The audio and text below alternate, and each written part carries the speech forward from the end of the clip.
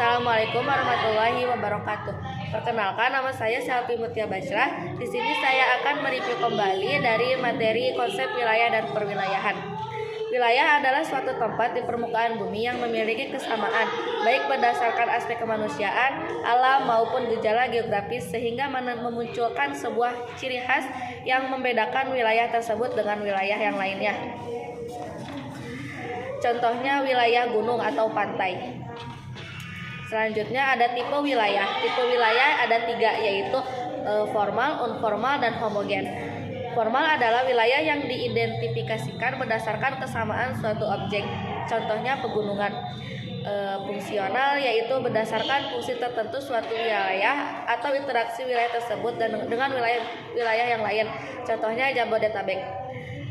Macam-macam wilayah berdasarkan hierarki atau susunan. Contohnya wilayah administrasi yang terdiri dari negara, provinsi, kabupaten, kecamatan, kelurahan, RW, dan RT.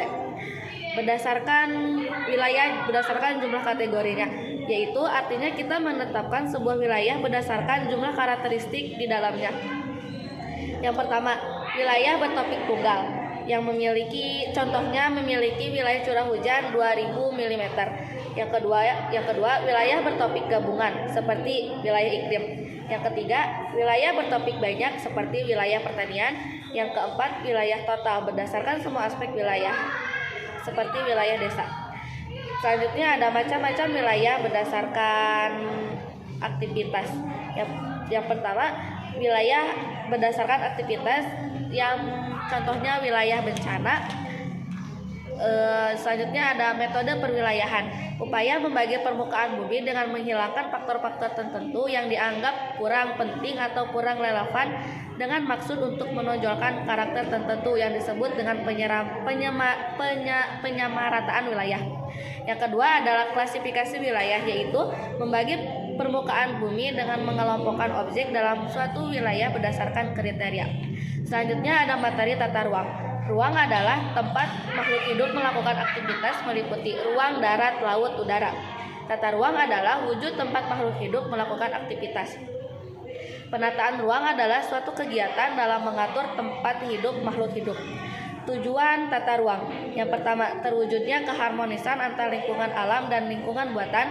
Yang kedua, terwujudnya keterpaduan dalam sumber daya alam. Selanjutnya ada faktor penataan ruang yang terdiri dari 4. Yang pertama, kondisi fisik yang rentan bencana. Yang kedua, potensi sumber daya alam. Yang ketiga, keadaan ekonomi, sosial, budaya, politik, hukum, pertahanan keamanan, lingkungan hidup, serta ilmu pengetahuan dan teknologi sebagai satu kesatuan. Dan yang terakhir memiliki faktor yang terdiri dari geostrategi, geopolitik, dan geoekonomi. Selanjutnya ada perkembangan wilayah. Perkembangan wilayah memiliki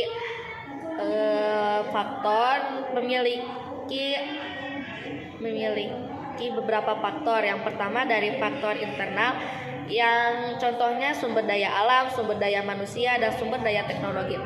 Faktor eksternal seperti interaksi, interrelasi, interdependensi dengan wilayah lain, dan aksesibilitas. Selanjutnya faktor geografis yang contohnya posisi dan letak. Selanjutnya ada manajemen wilayah, dan terakhir histori atau sejarah. Strategi perkembangan wilayah. Strategi perkembangan wilayah memiliki 5 strategi. Yang pertama, kutub pertumbuhan atau pertumbuhan ekonomi di tiap daerah tidak terjadi di sembarang tempat, melainkan di lokasi tertentu. Karena itu, untuk mencapai tingkat pendapatan tinggi, maka harus dibangun beberapa tempat pusat kegiatan ekonomi yang disebut dengan kutub pertumbuhan. Selanjutnya ada desentralisasi teritorial yang disebut sebagai strategi pembangunan dari bawah. Selanjutnya ada agropolitan yang disebut kesempatan bagi masyarakat untuk memanfaatkan kemampuan dari sumber daya lokal. Selanjutnya ada pengembangan kota kecil menengah atau dijadikan partner pembangunan wilayah oleh kota besar. Dan yang terakhir ada integrasi sosial atau menciptakan jaringan produksi atau distribusi. Itulah strategi perkembangan wilayah. Selanjutnya ada tahap perkembangan wilayah yang terdiri dari 5 tahap. Yang pertama, masyarakat tradisional. Yang kedua, prakondisi tinggal landas.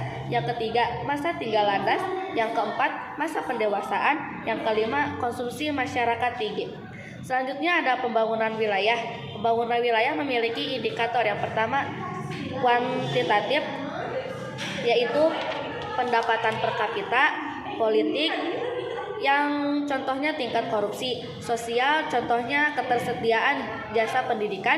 Yang keempat, demografi, contohnya kelahiran atau kematian. Yang kelima, lingkungan, contohnya perilaku masyarakat.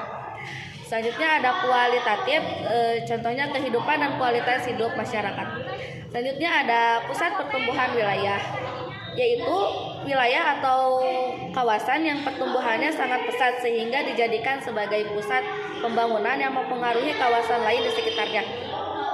Selanjutnya ada pengaruh pusat pertumbuhan. Pengaruh pusat pertumbuhan memiliki dua pengaruh. Yang pertama pengaruh positif dan yang kedua pengaruh negatif. Pengaruh positif memiliki 4. Yang pertama terbukanya kesempatan kerja.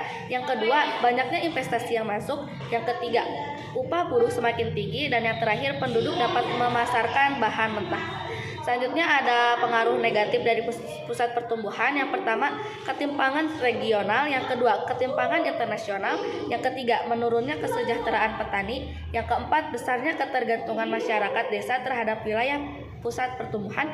Dan yang terakhir ada lingkaran setan kemiskinan. Selanjutnya ada pusat pertumbuhan wilayah.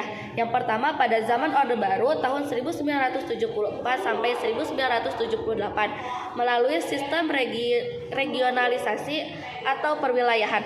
Dan selanjutnya ada zaman sekarang yaitu dari tahun 2011 sampai 2025 dengan memiliki proses percepatan dan perluasan pembangunan ekonomi Indonesia.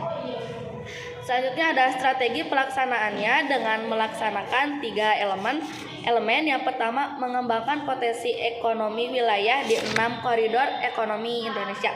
Yang kedua, memperkuat konektivitas nasional. Yang ketiga, memperkuat kemampuan sumber daya manusia. Selanjutnya ada teori pertumbuhan wilayah yang terbagi dari 2 teori. Yang pertama, teori kutub dan yang kedua, teori tempat sentral. Mungkin itu saja yang bisa saya jelaskan mengenai konsep wilayah perwilayahan dan tata ruang. Terima kasih atas perhatiannya. Wassalamualaikum warahmatullahi wabarakatuh.